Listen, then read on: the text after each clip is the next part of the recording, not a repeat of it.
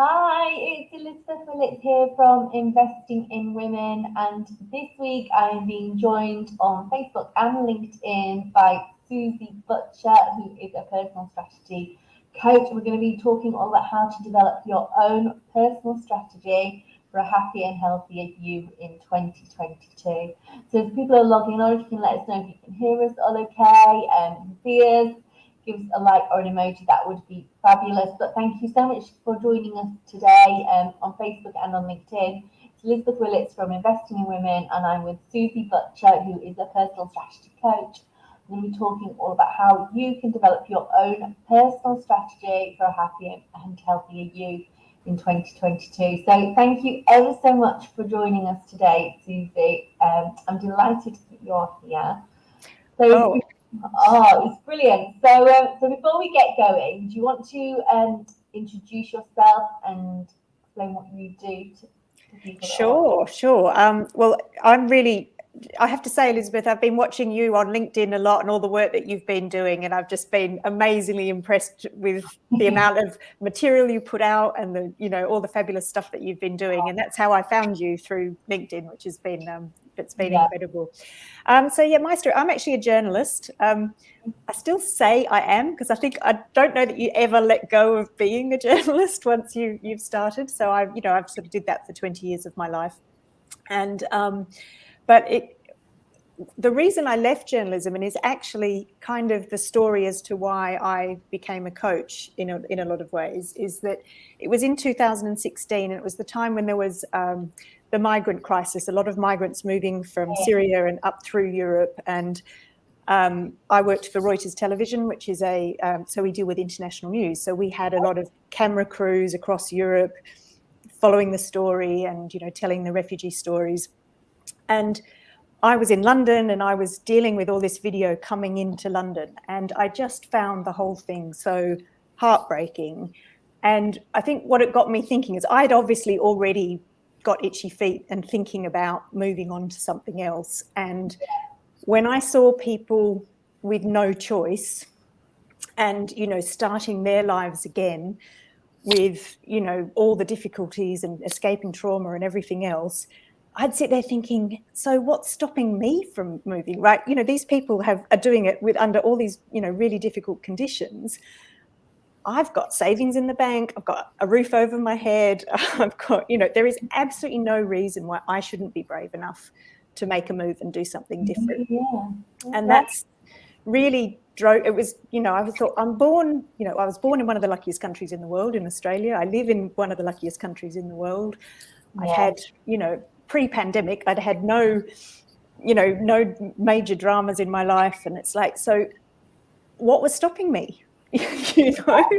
And I think you get very institutionalized sometimes if you've been in the same job for a long time. I was there for about 13 years, and then in Australia I'd worked for the ABC before that. So and it's nothing wrong with working at Reuters, but just sometimes after 20 years in a job, you think sort of generally in the industry, thinking can I do something else? What else have I got?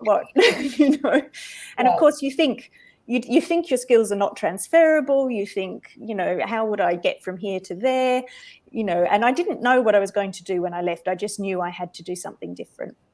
Yeah. And so I did go, but, I set things up. Sorry, what was that? You left without a plan. No, I did. Well, I didn't have a plan as to what I was going to do, but I had a plan. I had some freelance work lined up. I had savings. So I kind of put things in place. I'm one of those people who kind of needs to know I've got a few things in place before I can make that sort of move. And, I just thought I've just got to go and I've got to figure out what it is I want to do. And ended up not straight away, but a bit of exploration and things. And I realized coaching was something that I'd thought about years and years and years before. In fact, when I first came to London. And but just then I got the job at Reuters, so I just never pursued it, and had a great time doing what I was doing there. And it's like it came back, and it just kept popping up everywhere. And sometimes it's organic, isn't it? These things, they just the message is there. So I retrained as a coach, and that was back in 2017, I think.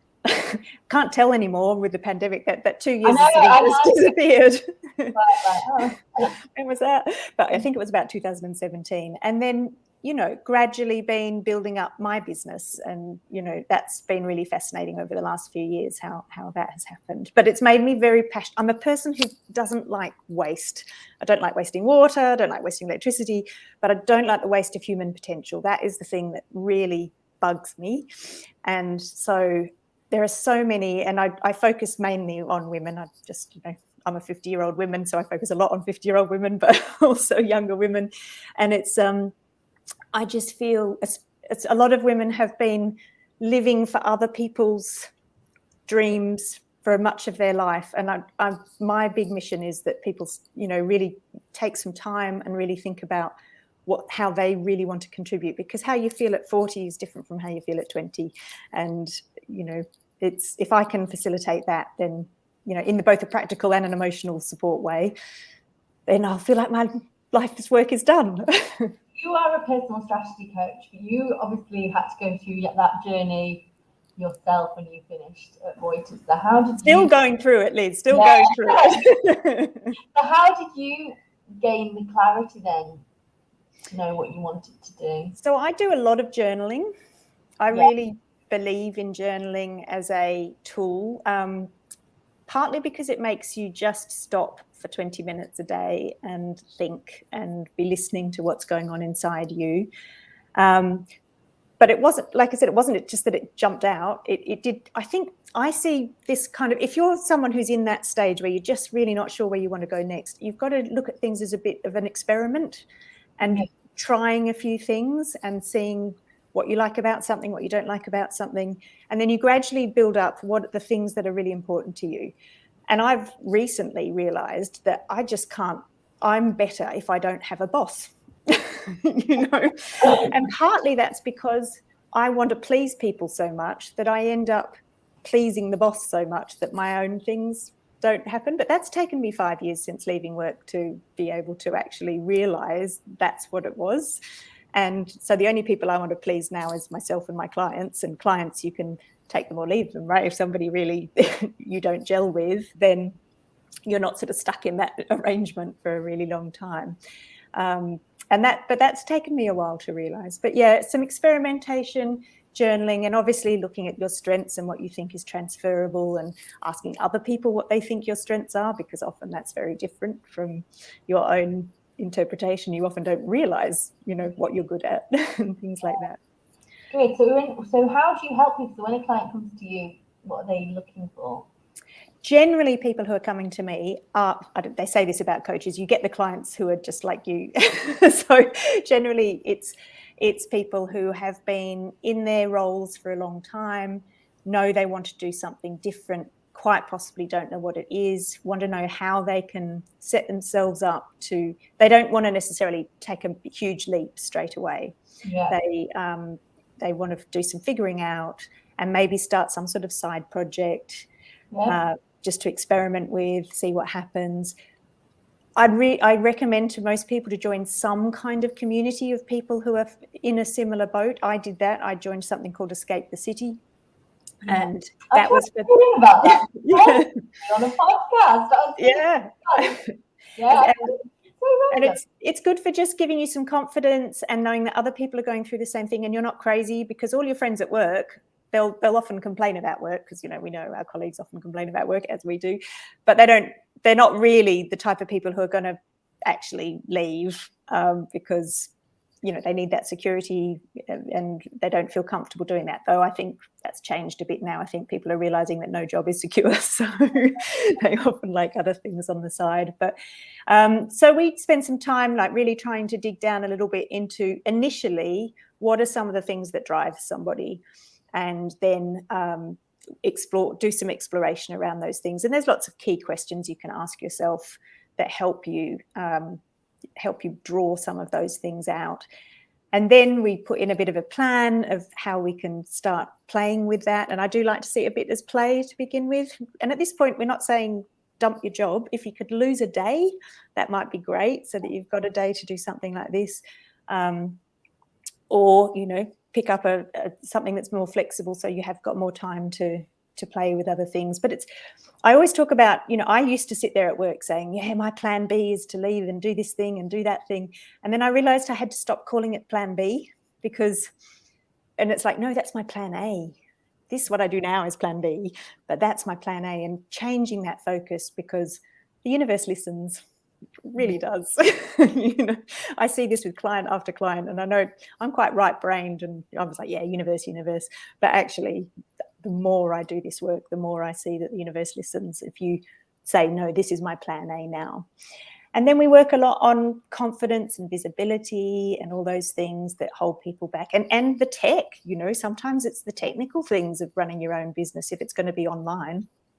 I mean, I'm sure you went through a learning curve, and we all are, and there's new things to learn. And so we work through that as well. So yeah, it's quite a path, and it's hard to do it on your own, I think. I think you either need a coach or a community or both, but trying to do it completely on your own, I think, is a real challenge. Absolutely. I mean, when I started my business, I had a coach. Yeah. And there's no way, even just the confidence to know I had somebody to check in with every week. It was reassuring me. And obviously, she had some brilliant ideas as well. But I think, when you're starting something new, but I suppose especially if you're figuring it out as well and you're not quite sure. It's really overwhelming. And also you don't know if what you're feeling is unusual, or if you've got a coach who says, trust me, everyone goes through this phase, you're kind of like, oh, okay, that's good. Yeah. So we were just chatting before. So how does flexible and part-time work contribute to your journey? Oh, I mean, I don't think I could have done it without it. I needed to know that I could go to something that was going to be flexible. Now I did it mainly as on a freelance basis, but what I was looking for was a 2-day-a-week job. That's what I was looking for initially, because I thought if I had that 2 days that was secure, and that was coming in. Yeah, you just know that you're kind of covered. And then I actually kind of ended up getting that a little bit later on. And I did that for 3 years. And I have only recently just given that up. And that was, and it was, sometimes it's good, not just because obviously it's income coming in and things like that. Sometimes you just need to get out of your own head and do a job for a bit. I know a lot of business owners, small business owners, starting out, actually do have another job that they do a couple of days a week as well. Sometimes it keeps you sane. Sometimes it means you're around other people, or just because you can get so caught up in your own business until your business is at a point where you just like desperately want to be doing that all the time. I think it's a really useful role, and this is why I mean, if anyone does follow me on LinkedIn, I'm constantly sharing things about flexible working. My other mission in life is to change work, but I can't do both at the same time. But it's the same thing about work being much more part of our lives rather than separate from our lives. And that's why, I love the kinds of work that you're doing, because that's, it's just not natural to be out of the house 5 days a week, I don't think. I think what you're doing is quite good, because people are getting that clarity. People especially pre-pandemic, people didn't really know any different today. My husband works in the city. He'd never ever worked from home, not even one day before, and then forced to do so. Now his company is hybrid. That has been a good thing about the pandemic, has made people realise things can be worked differently. And I think that there is such a push from employees to want different things. Oh, yeah. I mean, the world's changed now. Absolutely. Work has changed, and it's, brought it together. It's brought it forward sort of 5 or 10 years, thank goodness. And all those people who said, no, it can't be done. It's like, well, yeah, you've kind of shown that it can. Absolutely. Yeah. So, I think you've got a presentation. Do you want to? Well, yeah, I thought I'd just do. This is one of the things that I work through with some of my clients in terms of figuring out their priorities in the short term. And so, because a lot of people, sometimes people come to me, and I know if you've got people who are at a point where you might be looking for a new role, and it feels like there's so much I have to do. I've got to update my CV, and I've got to do my LinkedIn profile, and I've got to do all these things, but I've also got to, feed the kids and everything else and keep going with my job. So one thing we try and look at is what your real priorities are for the next few months. I tend to think in quarters. So, but your quarter doesn't necessarily have to start in January, but I sort of think in 3-month things. So today we're going to pretend we're starting in February. January's been a kind of just getting back into the swing of it. Yeah. So, and the first thing I'd say is is to ask people to think about the last year and think about what they've felt was a win for them, a success for them over the last year. A few, make a little list of, we're obviously going to do this quite quickly. Normally, I suggest people spend some time thinking about this. So I wonder for you, Liz, if you think back over the last year, what has felt like wins for you? Something that's... So I add it to the stream. Sure. Yeah, and if anybody wants to put any comments in, if they can think of their wins. I mean, I know plenty of people who say just surviving last year was a bit of a win. Definite win. For me, I think launching my website was a win. Yeah. I started last January. I had no idea. I'm not even, mine's on WordPress. I hardly even heard WordPress. I don't know if I even heard of WordPress. So to get my head around that, and it's such a learning curve, but I'm actually really proud of myself that I've, launched something that works. Yeah. Yeah. And what about personally? Anything sort of non-businessy that's felt like a win for you? I think being able to, this is probably a work thing as well, knowing that, I'm around for my kids. So I know that I'm able to do what I wanted to do and still be able to pick them up from school and take them to school, and we can enjoy the weekends together. This is also COVID related as well, knowing that, hopefully we're out of the pandemic, and it feels nice to be able to start being able to do things with them again and take them out and appreciate that time with them as well.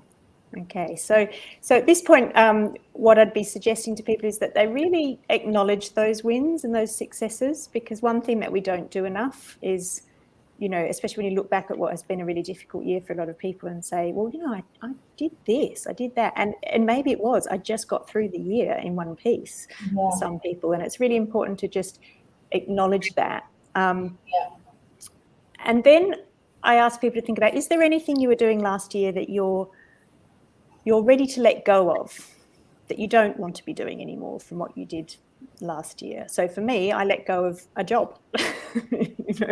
I just decided that, even though I was going to lose those 2 days of income, it was important for me I didn't feel I could move on without letting go of that. And sometimes you need to lose your safety net, don't you, actually? Yeah, and sometimes it's a bad habit that you want to let go of, or a person,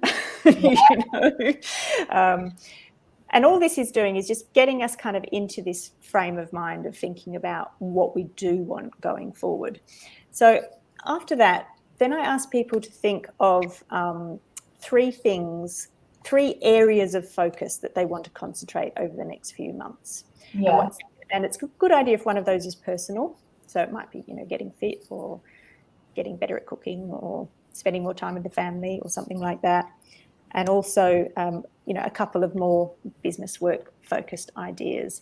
So I don't know about you, Liz, looking forward for you? I know I'm really putting you on the spot here, but sort of looking forward for the next 3 months, what would be 3 areas of focus that you're thinking on top of your list? Yeah, I'm trying to think. Now you have your back on me. So I bought a podcast course. I definitely want to that. I bought that in November, and it's just sat there. And I'm thinking, how you buy things. I would want to finish that. Continue to grow business in terms of, have more people find jobs. I'd also like to actually learn how to set better boundaries. I think that's the thing that a lot of self-employed people find, is not being able to always switch off and working too late. And I got to book a holiday abroad. I haven't had a holiday abroad for ages. Okay, so we've got a podcast. The course, yeah. Yeah, but the ultimate goal would be to have your podcast. At the moment I'm like, I just want to finish the course. Finishing the course, right. And so what was the second one? Was what did I say? Learn to have better boundaries as well. Okay. I need to do that. So, yeah. And then have a holiday. So we're not setting here so much specifics as areas of focus. So boundaries is a great area of focus. Podcast, does that come under, for you, if you were looking at in areas of focus, would you say that's a learning focus, or is it a visibility focus? A learning focus, yeah. And, having a holiday is kind of around a bit more time for leisure and time with family and things like that. So if on the screen, what you can see at the moment is a Trello board. And I don't know if this is something that people have used before. I think it's new to you, Liz, isn't it? I've not used a Trello. Okay, so I'll talk through a little bit how it works. This is free. You can have a paid version with extra things, but this is the free version. So it's something that everybody can do. And some people get, you look at that and you think, oh my goodness, that's just a bit terrifying. What's going on there? And but for some people, it's a really great way to organize things. It doesn't work for everyone because we've all got different brains and we all like different things. So I'm just going to explain the questions I'm asking you, how we might use them with a Trello board. So can you see my cursor as it's sort of moving around? Yeah. So a Trello board has several columns and you can create them how you like. This will be a template that people can use if they want to and change. But you can start from scratch as well. And these columns are called lists in Trello land. Okay. And on these, so each of these will have, you can give them a heading. And on these lists, you have these separate cards, which you can see down here. And these cards you can move around. So you can see I've just moved that one down below the two. You can move them over to different columns. So they're great for moving. I love moving things around, And then inside each card, if you click on each card, there's a place for you to write notes. You can add checklists. You can add dates. You can add all sorts of things. So that's just the basic structure of what a Trello board is. Pretty simple, really. Yeah. It's how you use it can get super complicated or not, however you like it. So in this template that I'm happy to share with people, the first column I've just called resources, and I've put a card which is a link to me. So it's a resource. But you would, if you had another resource that was really useful and something you kind of want front and center, you would just add a card and you can give it a title. So, we can call it test resource. And you add the card, then you click on the card again to open it up. And you could add a description. You can add pictures. I just copy and paste and the picture comes up. And you can do whatever you like in there. You can put a link in there. So, say HMRC is a resource for you. You could put a link in there for that. And then it's just there. It's. Like all your logins. I suppose that'd be a good place to put. Yeah, absolutely. Logins for things is excellent. Anything that you're using regularly, or, you might have seen, I don't know, maybe you've seen an article about best podcast microphones. You can, instead of giving a title, if you just put the link in, then you get what you see in this one above with me. That's just a link, and that's drawn from the link. It's drawn the picture in. Okay. But you can't add any notes to those ones. Okay. They're two different types of cards. So there's the ones that you name where you can add notes, or these link ones, which are just links, but they're really useful. I use them for, articles I've read in the newspaper on, because I have several boards, as you can imagine. So I've got boards of, like holiday places I want to go. And if I see a nice board we're looking at here, and these are all different lists. Yeah, this is one board, this whole thing, and it has lists and it has cards. But you can have a different board. This is like a business priority setting board, but you could have a different board just for holidays, and you could so have all different countries and add links to places that you want to go visit in those countries. A bit like Pinterest. Yeah, it is. It's become a bit more like Pinterest, I have to say, with these links, because it brings in the pictures, which is quite nice. I'm just going to delete that because I don't want to keep that on the template for you.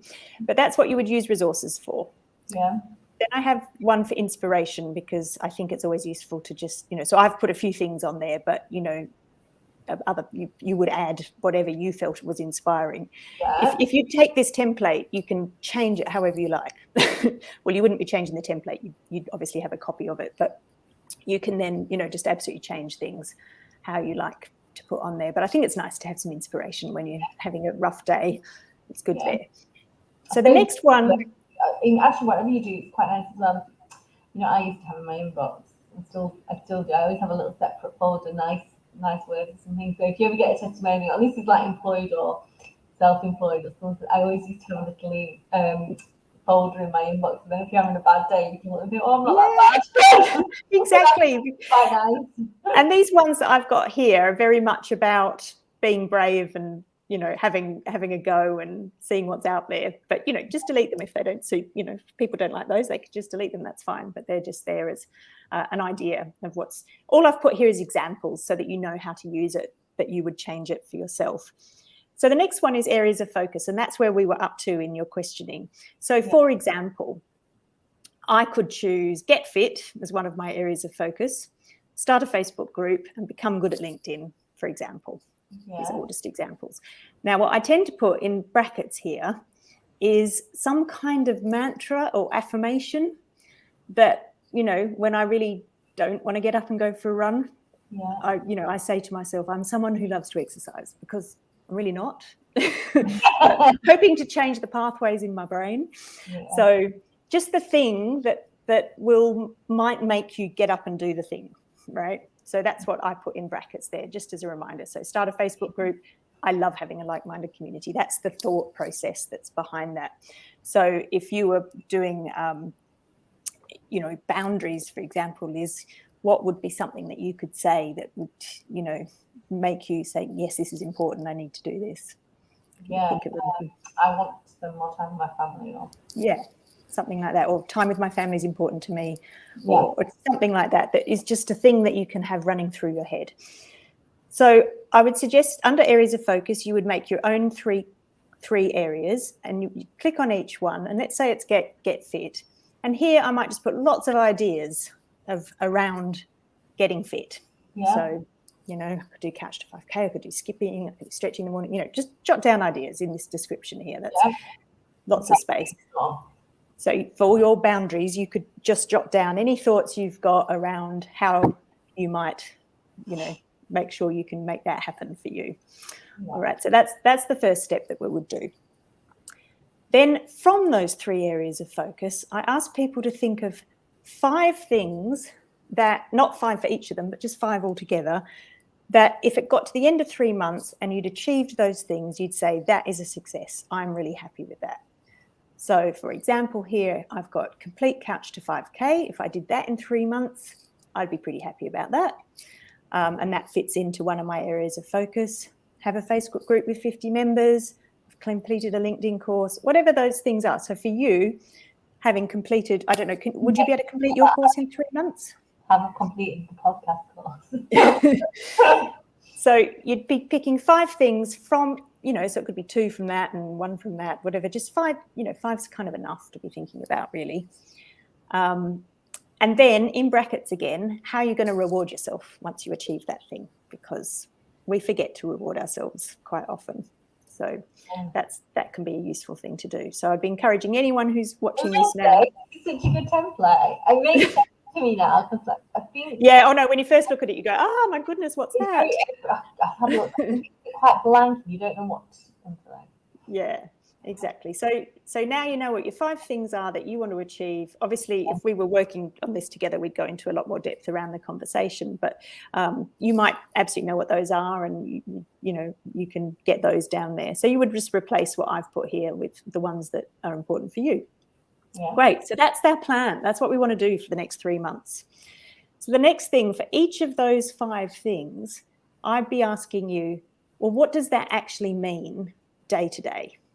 You know, so if I want to complete couch to 5K, I need to run 3 times a week on Tuesdays, Thursdays, and Saturdays using the couch to 5K app, right? That's what I have to do. It's not every day, but it's sort of, you know, daily or weekly, or it's those regular things that you need to do. So you want to go through each of these and come up with your list. So I've got to spend 30 minutes on LinkedIn every morning, and then spend 30 minutes every evening working on a Facebook group. If we don't tick things, you tick it off, or do you just know the last week? We'll get to that. We'll get to that. So you can. One thing you could do is, so if I click on this one, you can create a checklist just by using this checklist button here. So when you do that, it says, what do you want to call it? And you can add it. And then you could put your dates in and tick them off when you've done them. If you're a ticker, if you're someone who feels like you need to keep track of those things, then there's an option to do that inside Trello. Okay. But the main thing is recognizing that this stuff's not going to happen. You need to do two things. You need to have your regular things, and then there's going to be some one-off things. And right now we're just looking at what are the regular things that you're going to need to do every day. So that's what this column is all about. And then I would ask people, are there some things that you no longer want to do, or that you have to not do to be able to complete these? So, I've put go on social media for the first 2 hours of the day. I'm not going to get on with it. If I start doing that, I can do the things that I need to do before I start on social media. That's going to work better for me. Accepting work from people I don't like might be another thing, or not, I'm not going to drink alcohol from Monday to Wednesday. Whatever the things are that you think, I just want a reminder that I'm not going to do those things anymore. Yeah. So that's why it's here. So then we get to the next month, which is February, right? And I'm just going to think along because we also have it for March and April. So we've got 3 months here, but February's our next one. And it's broken into week 1, 2, 3, and 4. And so what you're going to do is plot out those one-off things that you need to do. So I need to buy running shoes if I'm going to start running. I need to find out how to set up a Facebook group. I need to decide on the name, so those are the one-off things. Sometimes you've got other things that are really, really important that aren't in your 3 areas of focus, but you really have to do. So I usually add those in as well, like do your tax return this week, everybody, if you haven't. And, buy a birthday present for someone. It's that stuff that if you don't get done this week, it's going to be a disaster. You might want to put those on as well. And you think, right, okay, that's all manageable, but I'm going to be doing my daily things, but I also need to do these one-off things. Yeah. And then, now, I'm not someone who plots the entire 3 months out. I just kind of look at the next few weeks, usually. Some people might want to plot everything into the next 3 months. If that works for you, you can do that. Yeah. That's brilliant. But otherwise, this is how you might want to work. So you think, so when it does get to week 1, I'm thinking, right, I need to buy these running shoes. The next column is today. And you know what? I'm going to buy them today. So I can move this over to my today list. Okay. And I'm going to do my tax return today. Right. And that's what I've still got left to do in week 1. But today I can fit these in because I've also had to add a doctor's appointment in, had to add a lunch meeting in, and I'm going to go for my run. And I'm going to do my 30 minutes of LinkedIn because these are my regular things that I need to add. Yeah. So now if you do this the night before, and I usually put them in the order that I'm going to do them because I'm like that, but not everyone is. Yeah. And so then when it is today, I'm like, great, I'm going to go for a run. Tomorrow. So if we're doing it, pretending we're doing it tomorrow, you just slide them across for tomorrow and then it would... You can do. I mean, you could have all the days of the week if you like, but I've just decided it works easier for me with just today and tomorrow, and I just keep the rest here. But you could put the days in here if you wanted to actually plot them. You could just write them into the cards, or you could have a list for each day. But I tend to focus just on today. And then once I've done my LinkedIn, because that's something I have to do every day, I'm going to move. Once I've done it, I'm just moving it to tomorrow because I'm going to have to do it again tomorrow. Okay. But if I've been out to buy running shoes, I don't have to buy them tomorrow. I can move those over to my done list. I like a done list. It makes me feel good. Then I can look back at the end of the week and go, look at all the things I did. It's really good because this is where you say you've got to reflect back on the good things you've done and that we don't. Yeah, exactly. You can look at your done list. Yeah. And then let's say I didn't finish my tax return, but I got started, but I need to move it over to tomorrow because I need to finish that off. And then then lunch with Harry, well, that's done. Doctor's appointment, that's done. And go for a run. I know I don't have to do it. Maybe I didn't do that, but so I have to do it tomorrow. Okay, so I get to the end of the day, and these are all here, and I need to plan tomorrow. So all I do is I change this to today. Okay, yeah. I change this to tomorrow and I swap them around. Perfect. And then I start adding in the things I want to do tomorrow. And then I'm all ready to go. And I'm adding any appointments in or anything like this. I have to tell you, during the pandemic when, you had all these meetings at home, it was really easy to forget meetings that you had to go to because you didn't have to get on the train and things. So this, I'd put all the times of the meetings here, and I would just live with this open all the time. And that would, I could always, if I did have a meeting, I could always open this up and write some notes, ahead of the meeting. So I had it. So I just found that really useful as a tool. So that's you work through the month, and obviously once you've really finished with February, you can delete it. But what might happen is you get here and you're like, no way I'm going to get to that this week, so I can move that down to week 2. So you don't lose it. You don't get all distressed that things are still sitting up here. You've moved them to where you can next use them. Yeah. And you're not losing track of these things. And, it's always good to check back at this and see, this is what I'm trying to achieve. This, even though all these other things get in the way that we know, but we've decided these are our 5 priorities that we want to work on. And then, of course, you have other ideas that you're not ready to do yet. So you can always just put them on your future list so that when you do your next 3 months, you've kind of got the list of things there that that you can refer to think, oh yeah, I forgot I had that other course that I want to do that you can mention on there, because there's always courses, aren't there, Liz? Endless courses. Really time-consuming, aren't they? Someone said, is this being recorded? They'd love to watch it again, concentrate properly. Yes, it is being recorded, and there will be a replay available afterwards on LinkedIn. I'll try and put it on the featured section of my profile. Will also be available in the Facebook group as well. So yeah, please share it with anyone that would find it a benefit. And Alma said hello. So hello, thank you for watching. It's really good. Okay, so there's a few other things that I want to show you in there. Is because again, it depends on how people feel about things. So you can see I've got these colors here. So you could set a color for each area of focus, right? So you do that by, you click on the card and you go to labels, and I've named that Get Fit, and so you can apply that Get Fit label to, like, you can start a new one, or this is the one that I've done before, and you can just apply that to this. And so this way, when you're creating your wins or the things you need to do, you can give them the same color so that you can just check that you're being quite a bit balanced. If you find that you're only doing blues but you're not doing any yellows and purples, you're thinking, oh, those things are not getting done. Again, really optional, but for some people they find it really helps them. So I've got those 3 colors, and then I kind of use the darkest color for those other things that we just have to do that we don't want to forget.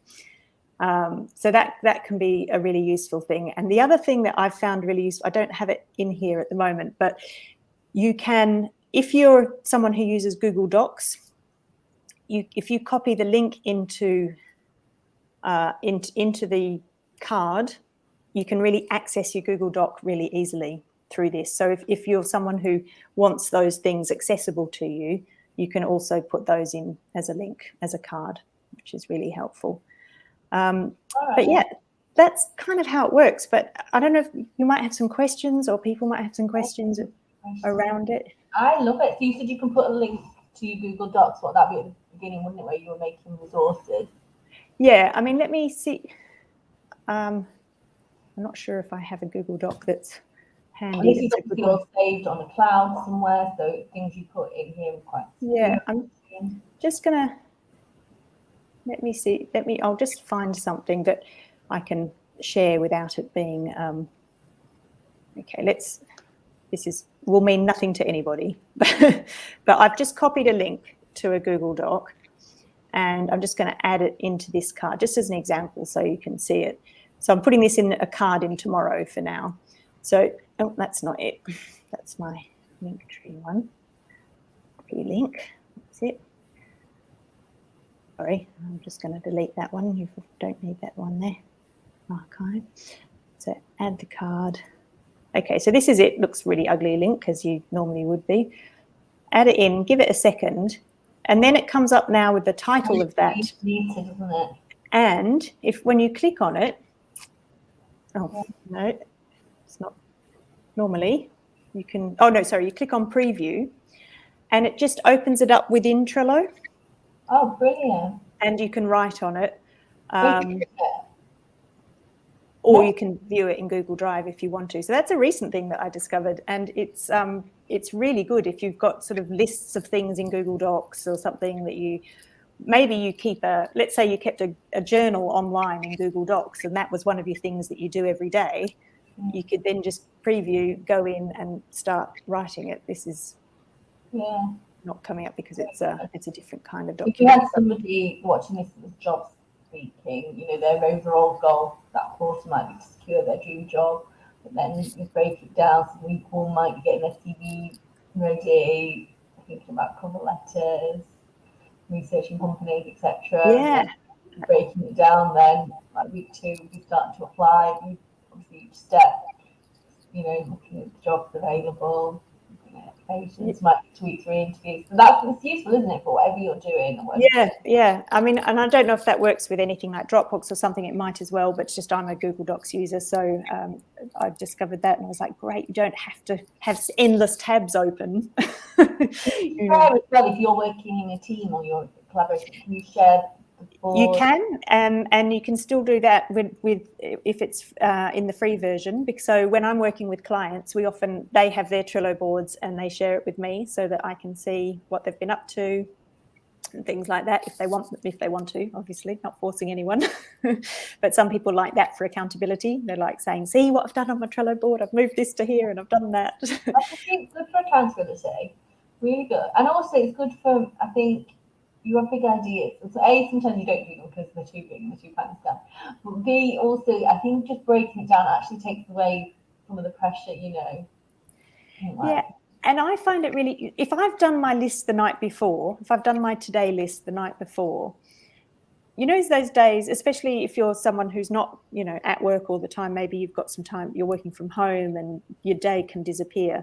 I just find that waking up on those days where I can't be bothered to do anything, if I just go and look at my list, I'm like, you know what, I don't have to think, I just have to do that thing that's at the top of the list. So for myself, I have things like drink water, meditate, you know, write journal. I shower, you know, I go to that kind of detail. And I'm not going to pretend that I use it every day because like everyone, you get distracted and you don't. But the days that I do use it are usually very productive days. And I can at least look back at the end of the day and say, well, I didn't do this and I didn't do that. Why? Why didn't I go for a run? You know, is it because I'm doing it too late in the day? You know, you can spend a bit of time. The other thing that is built into this is at the top of each month, I have this end of week review template. So what you would be doing at the end of week one is you would go to this little pencil and say copy and put, you know, say it's, I don't know, January 15th.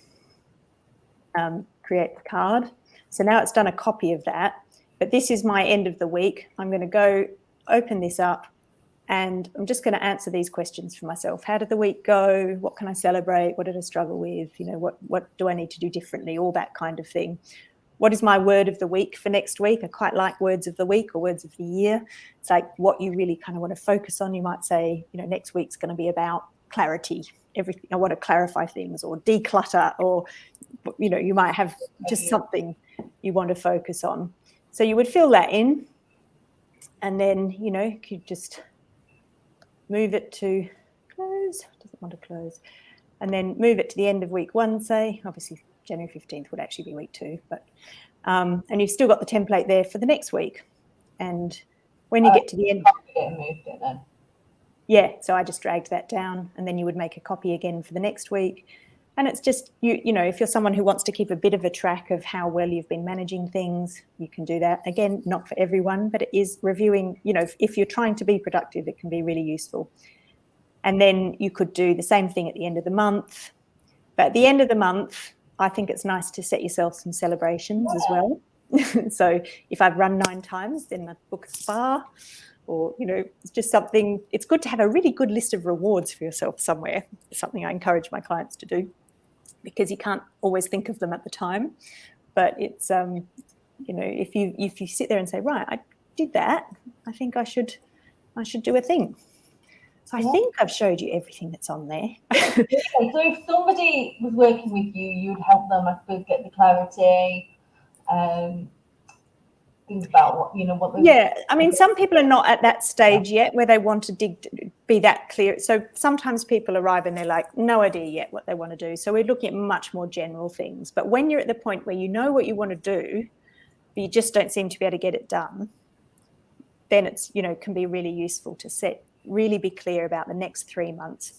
You know, thinking beyond the next 3 months is too much for me. I think for most people, I think sort of a 90-day approach. Do you know what, with the pandemic, you can't really, I feel personally, I don't want to plan too far ahead. No one really knows. No, I can't. I don't know. I'm happy if I get through the day during the pandemic. You know, but it's really important to not beat yourself up too if you don't do the things. It's just a guide. You know, it's not. You know, it's up to you how much you want to make that a pressure or not. Don't let the board be, you know, like a stick over you. It's to help you. It's not there to make yourself, you know, suffer for not living up to what your dreams are. I never do everything that's on my board ever. But if I get half of it done, I'm pretty happy, because I might not have done that half if I hadn't set it out. Brilliant. It's good. It's like you know, even like family. It reminds me a lot of the family planning, you know.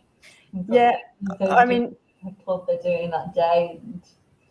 Yeah, I mean, it would be great for if you had to share with other parents on things, you know.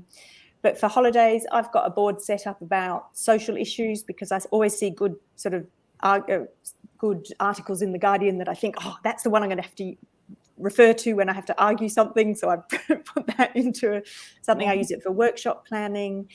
But this is a kind of way to start playing with it and see if you like it, and just thank you. So I don't want anyone to download it yet, because I should have been doing that on a copy. I've done on the actual template, and I need to put everything back to where it is. But anyway, so you said you would share a template. Yeah. So what I can do, I think the best thing to share with you guys. Now I should be able to put this in the chat, shouldn't I? Where's StreamYard gone? Yeah. If I put, you might want to stop sharing this now, I think, unless people desperately want to look at it. So if I want to, should I just put it in the comments? Is that where I should put it? You know, I've never done this on StreamYard before. How do I? Actually, send it to me after or not. Okay, I don't seem to be able to put, if I put it in, you see that?